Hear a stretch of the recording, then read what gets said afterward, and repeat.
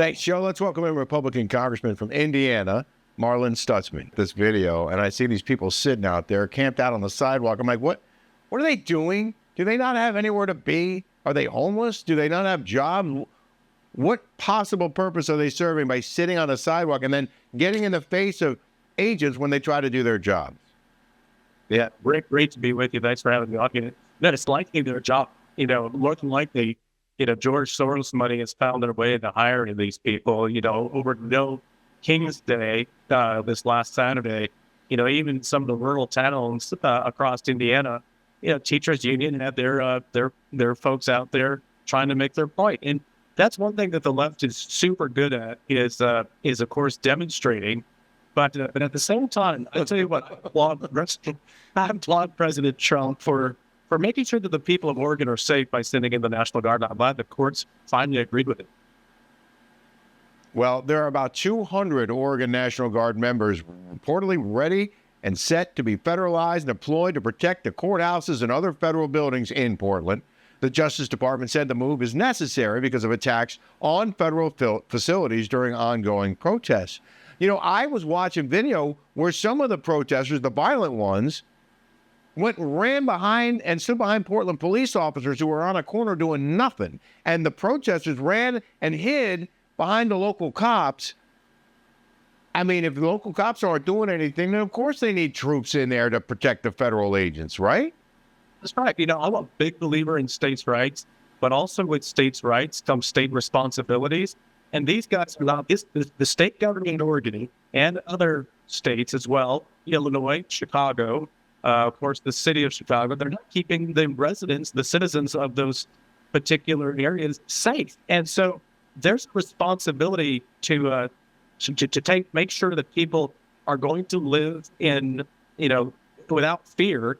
And President Trump knows that. And he's willing to go in and do the right thing by taking the National Guard, pushing the National Guard into those areas to make sure that those people are safe. At the end of the day, they're American citizens.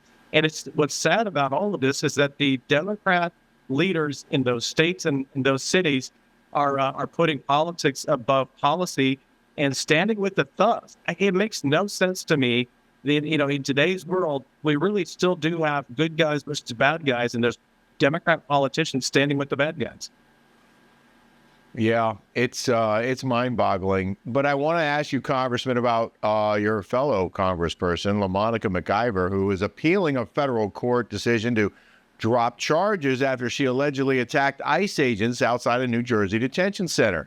If the charges against her aren't dropped, she's facing many years behind bars. I'm wondering how you feel about this congresswoman who was pushing and shoving and forcing her way past uniformed agents. No one is above the law. And if there's ever a time where people are frustrated with Congress, it's right now. And if these charges are dropped and for political reasons or some favorable prosecutor or some sort of favorable judge that doesn't hand down a decision that holds her accountable, then shame on them. The American people expect members of Congress to behave better than anyone else. I believe as a member of Congress, I have a responsibility to behave and to abide by the law. And this was not just a protest. This went above and beyond that. And so she needs to be held accountable for her actions. Yeah, I appreciate you saying that because, I think you and your colleagues should be held to a higher standard because you're lawmakers and you shouldn't be lawbreakers. I want to pivot to an issue that I know you and some of your colleagues in Congress have been calling for action on, and that is these reports of escalating violence against Christians in Nigeria carried out by Islamist extremists. A report from a Nigerian non-governmental organization, an NGO, reveals over 50,000 Christians have been killed in Nigeria and 19,000 churches have been destroyed since 2009. Has the international community failed to address this crisis, and why are you and the rest of Congress now getting involved in this? Well, of course, we've been paying a lot of attention on what's going on in the Middle East. There's also other places around the world where there's genocide, and especially against Christians. This is one of the things that I've learned, especially what's going on in Syria right now in the Suwaida area. where Christians aren't armed generally. They generally, saddle up to another community that has weapons to defend themselves, and just like the Christians did with the Druze in southeast Syria, it's important for governments to pursue what I believe are the values that makes America great, but that's free speech and also religious freedom.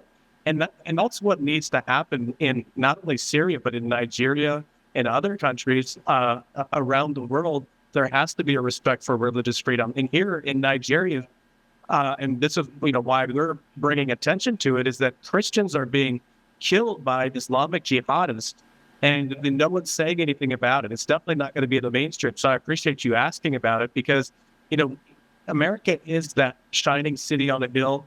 And as I talk to friends and colleagues around the world in these other countries, whether they're missionaries or government leaders, they're looking at America right now with an incredible fondness, because they see what President Trump is doing in the Middle East. And they're like, hey, come here and help us as well.